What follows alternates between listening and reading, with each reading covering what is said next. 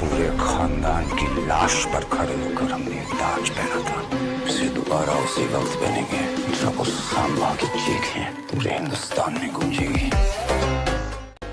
Chhaava film का हर एक scene हमारी सोच से परे है, बट फिल्म का क्लाइमैक्स सबसे डरावना था। तो चलिए हम आपको दिखाते हैं संभाजी महाराज के साथ होने वाले उस बर्बरता को जिसको देखकर खून खौल जाता है। संगमेश्वर का यह सीन है। एक ओपन वीएफएक्स स्टूडियो में इस सीक्वेंस को शूट किया जा रहा है। यहाँ चारों तरफ ब्लू कलर के पर्दे बैकग्राउंड पर सेटअप किए गए थे, जिस पर आप बहुत सारी मार्किंग भी देख सकते हैं। इस वीएफएक्स स्टूडियो में विक्की कौशल को जंजीरों से बांधकर रखा गया था और पीछे मुगलों को उन्हें खींचते हुए देख सकते हैं। वहीं बाद में जाकर किसी तरीके से उन्हें पकड़कर एक स्तंभ में बांध दिया जाता है। उनके सामने औरंगजेब को आते दिखाया जाता है।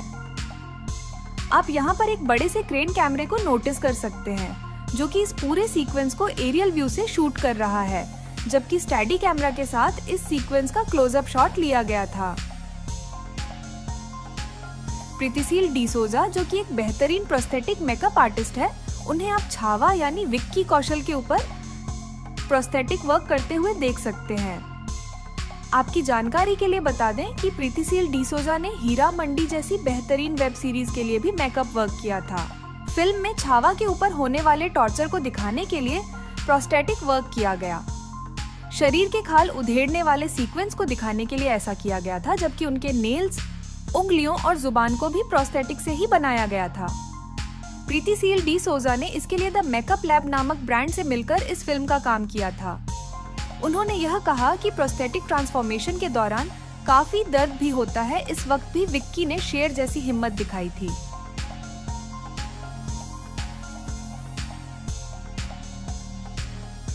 क्लाइमेक्स की शूटिंग के दौरान कुछ ऐसे सीक्वेंस फिल्माए गए जिसे देखकर वहां खड़े एक जूनियर आर्टिस्ट जाकर विक्की कौशल को पकड़कर रोने लग गया था। वह ये कह रहा था कि ऐसा लग रहा है उन्होंने सच में छत्रपति संभाजी महाराज को देख लिया है, और उनसे यह देखकर रहा नहीं गया कि उन्हें किस तरीके से औरंगजेब के लोगों ने टॉर्चर किया था। क्लाइमेक्स के कुछ सीन को सातारा जिले के मेनावली घाट पर फिल्माया गया था। आप इस घाट पर होने वाले सीक्वेंस की रिहर्सल होते हुए देख सकते हैं, जहां स्टंट डायरेक्टर और उनके स्टंटमैन द्वारा सीक्वेंस को शूट किया जा रहा है। वह एक विशेष तरीके के हथियार से भी लड़ते हुए नजर आते हैं। इसकी ट्रेनिंग खुद विक्की कौशल ने भी की थी, ताकि क्लोजअप शॉट के दौरान फिल्म की ऑथेंटिसिटी बरकरार रहे। कुछ ऐसे सीन जो दूर से शूट किया जाना था, तो उसके लिए स्टंटमैन ने परफॉर्म किया था। संगमेश्वर बैटल सीन वाले सीक्वेंस को करने के लिए उन्हें सुबह 7 बजे फिल्म की शूटिंग शुरू कर देनी पड़ती थी और लगभग 12 घंटे बिना रुके उन्हें पूरे धूप में इस सीक्वेंस को लगातार शूट करना पड़ता था।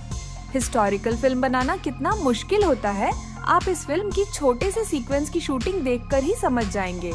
सेट पर 2000 लोगों की भीड़ जमा की जाती थी और आप यकीन नहीं करेंगे कि डायरेक्टर बस यह कमांड देकर उसे शूट करने लगता था कि उन्हें यानी विक्की कौशल को केवल यह फील करना है कि वह सच में मुसीबत में है और अपनी जान बचाने के लिए बहुत सारे लोगों से बिना हथियार के फाइट कर रहे हैं।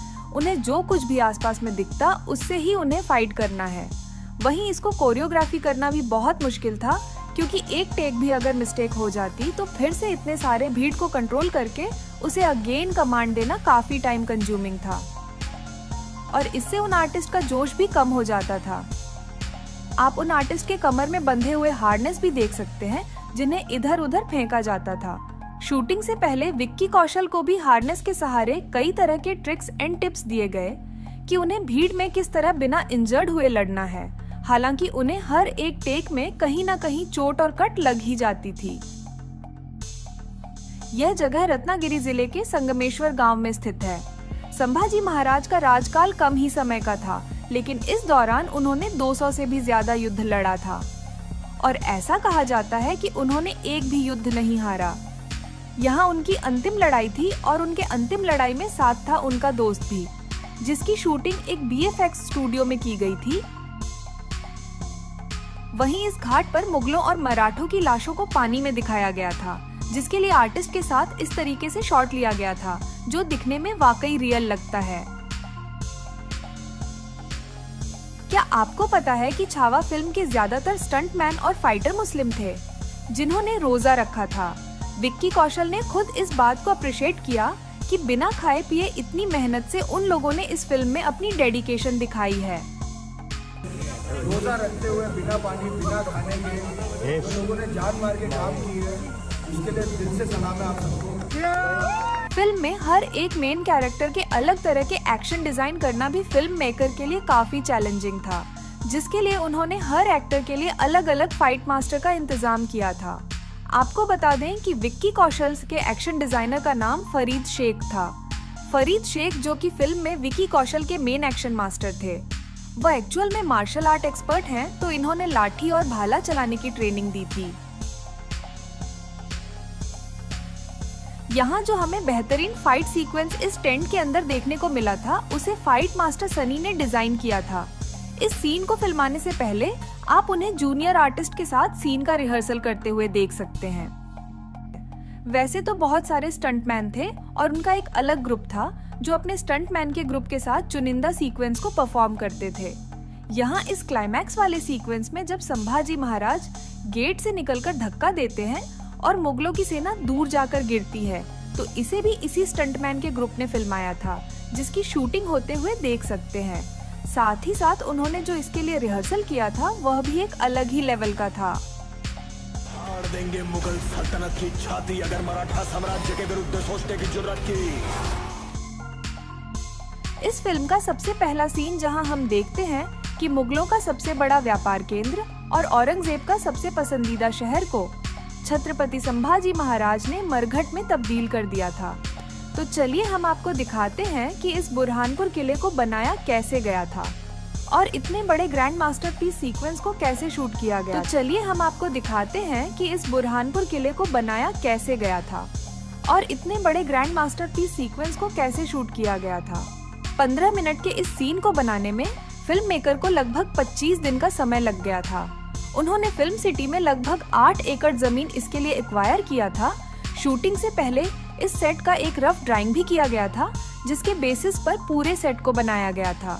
प्लाईवुड और पीओपी से दीवारों और पिलर्स का डिजाइन किया गया था, जबकि वॉल्स पर स्पेशल डिजाइन्स के आर्ट किए गए थे, जो इस सेट को उस जमाने की ऑथेंटिसिटी से जस्टिफाई कर रही थी। इस लोकेशन पर पूरे बुरहानपुर शहर को बनते हुए देख सकते हैं। मेकर ने उन्हीं जगह को फिजिकल बिल्डअप किया था जहां पर उन्होंने तोड़फोड़ मचाई और जिस जगह की शूटिंग होनी थी। यहाँ जेसीबी से रास्तों को प्लेन किया गया और इस तरह की गलियों और सड़कों को बनाया गया, जबकि इसी मैसिव सेट को ज्यादा बड़ा और ज्यादा घरों की संख्या को दिखाने के लिए जगह जगह ब्लू स्क्रीन भी लगाए गए, जिसे कि बाद में वीएफएक्स से रिप्लेस कर दिया गया था। लोकेशन पर आप घरों, महलों और मस्जिदों को बनते हुए देख सकते हैं। इन्हीं जगहों पर मराठे आकर तबाही मचाते हैं। यहाँ मैं आपको दिखाती हूँ कि ब्लू स्क्रीन को किस तरीके से वर्क में लिया गया था। आप इस गेट के पीछे पहाड़ों को देख रहे हैं, उसे ब्लू बैकग्राउंड से लाकर रिप्लेस किया गया था। ऑब्वियसली ये सब वीएफएक्स से पॉसिबल हो पाया था। फिल्म मेकर से जहाँ तक हो सकता था सब कुछ नेचुरल रखने का कोशिश किया। यहाँ तक कि आउटडोर में होने वाले फाइट सीक्वेंस को भी उन्होंने नेचुरल लाइट में ही शूट किया था, जबकि इंडोर शूटिंग के लिए उन्होंने बहुत सारे लाइट्स का अरेंजमेंट किया था। आप उनके लाइट सेटअप को देख सकते हैं।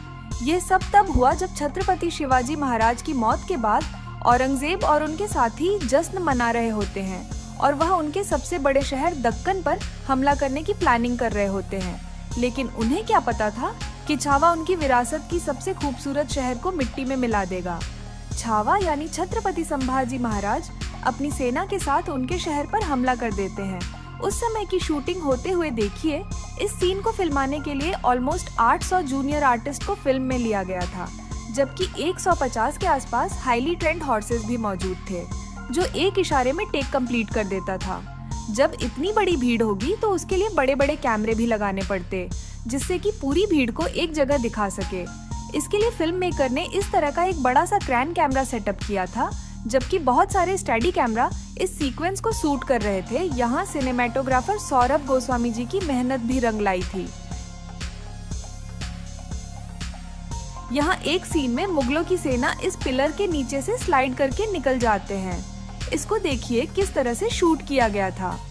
सिनेमेटोग्राफर जो कि सामने बैठकर उनका क्लोजअप शॉट ले रहे हैं, तो वहीं सपोर्टिंग आर्टिस्ट के पैर में बंधे रस्सों को दूसरे साइड से क्रू खींच रहे हैं। उन सभी की मेहनत की वजह से आप इतने अच्छे विजुअल्स के एक्सपीरियंस का मजा ले पाए थे।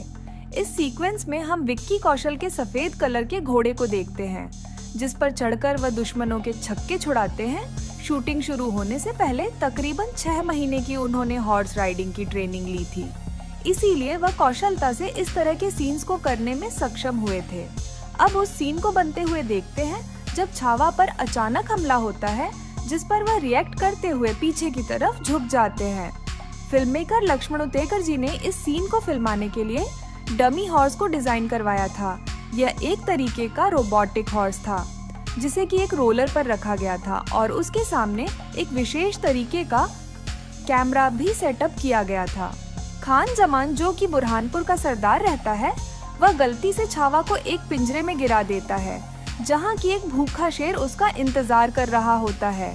आप यकीन नहीं करेंगे कि इस सीन को रियल इंसिडेंट से ही प्रभावित होकर फिल्म में दिखाया गया है। यह कोई मनगढ़ंत कहानी नहीं है, इसका उल्लेख इतिहास के पन्नों में भी मौजूद है। अब विक्की कौशल रियल में शेर से लड़ तो नहीं सकते थे, तो ऑब्वियसली इसे एक सीजी मॉडल से शूट किया गया था।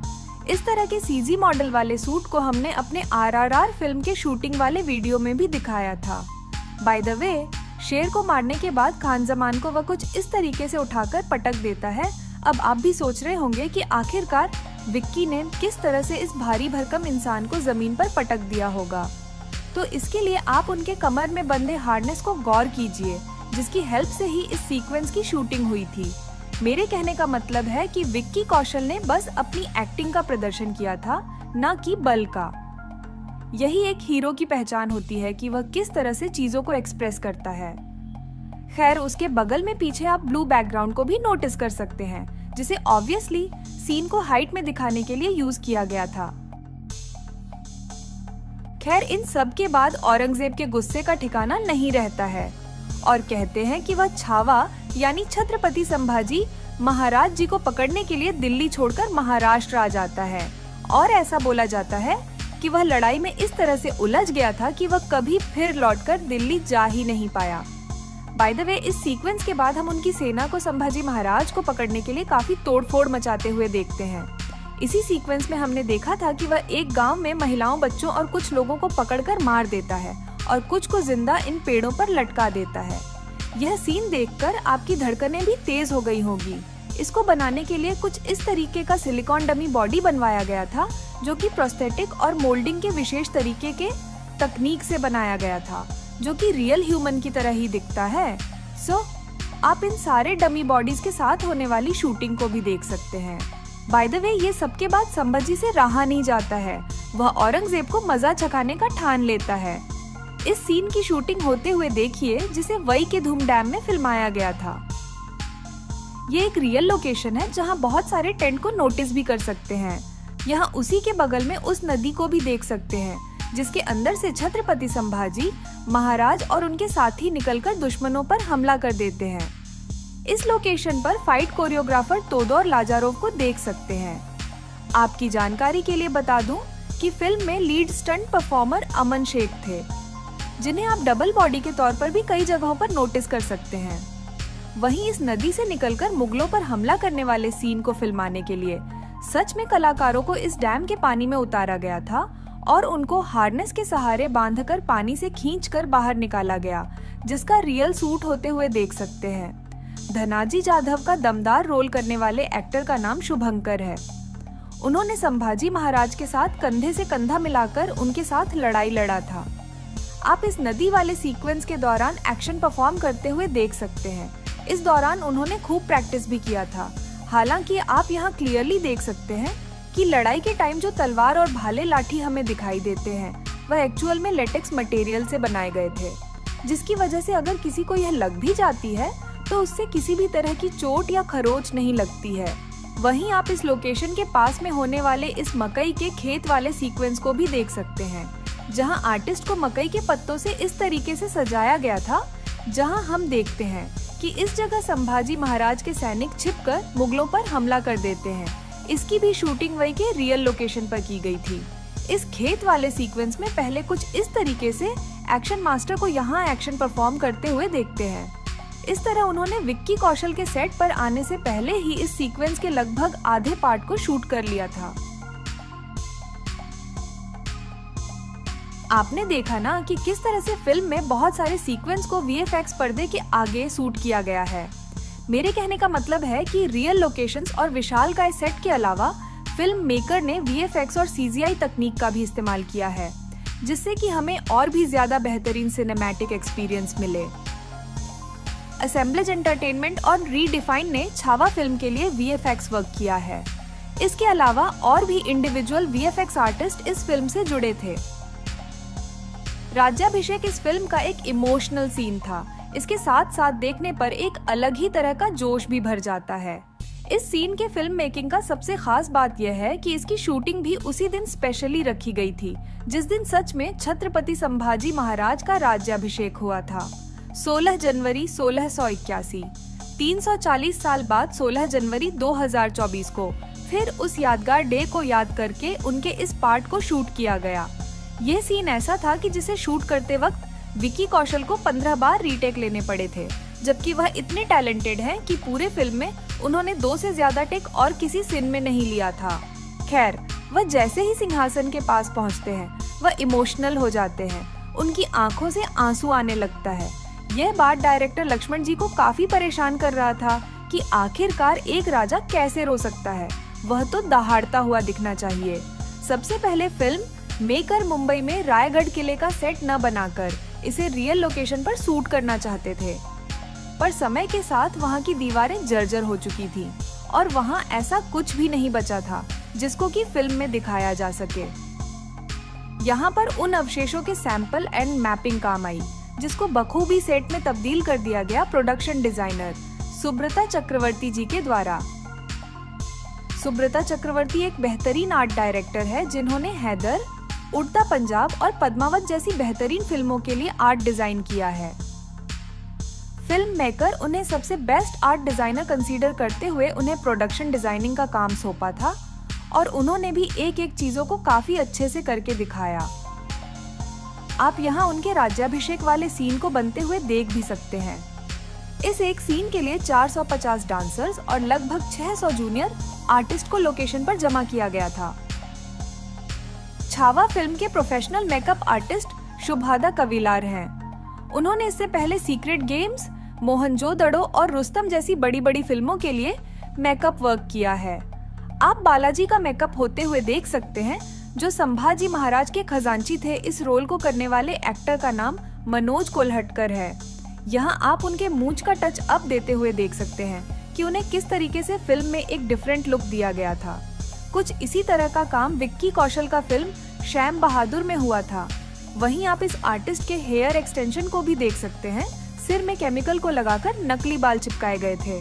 इसके अलावा आप संताजी घोरपड़े को भी देख सकते हैं।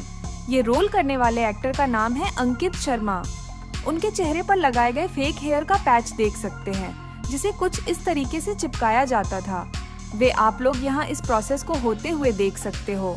आपको बता दूं कि हेयर एडजस्टमेंट स्प्रे की मदद से वो इन बालों को नकली बालों के साथ फिक्स कर रहे हैं। इस प्रक्रिया को हेयर एक्सटेंशन भी कहते हैं। विक्की कौशल के लिए फिजिकल ट्रांसफॉर्मेशन से भी ज्यादा जरूरी था मेंटली प्रिपेयर्ड होना, क्योंकि उनके लिए यह जानना बेहद जरूरी था कि छत्रपति संभाजी का बिहेवियर कैसा था, वह कैसे बोलते थे और कैसे रिएक्ट करते थे। इसके लिए उन्होंने इतिहासकारों और लेखकों से मिलना शुरू किया और उनसे जानने की कोशिश की कि किस भाव से उन्होंने किताबें लिखी हैं और वह क्या देखते हैं संभाजी महाराज में। 16वीं शताब्दी में बोले जाने वाली मराठी लैंग्वेज के डायलेक्ट को उन्होंने सीखा, क्योंकि यही वह तरीका था जिससे वह अपने टोन को महाराज जी से मैच कर सकते थे।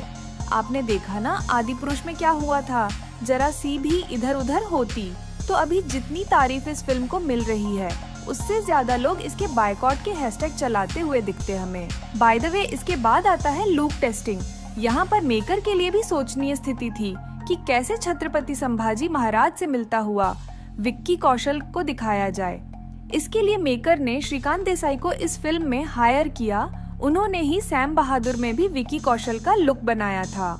हालांकि मेकर को यहाँ उन्हें छत्रपति संभाजी महाराज की तरह तो दिखाना था, बट वह अवॉइड कर रहे थे कि बिग के बजाय उनके ओरिजिनल लुक के साथ ही एक्सपेरिमेंट किया जाए।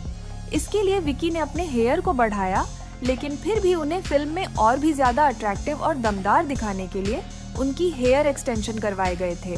हालांकि फाइनल लुक टेस्टिंग से पहले उन्हें 7 घंटे तक मेकअप किया गया, जिसके बाद ही उनके 3 लुक की टेस्टिंग रखी गई। इस दौरान उनके सबसे बेस्ट वर्जन को हमने फिल्म में देखा था।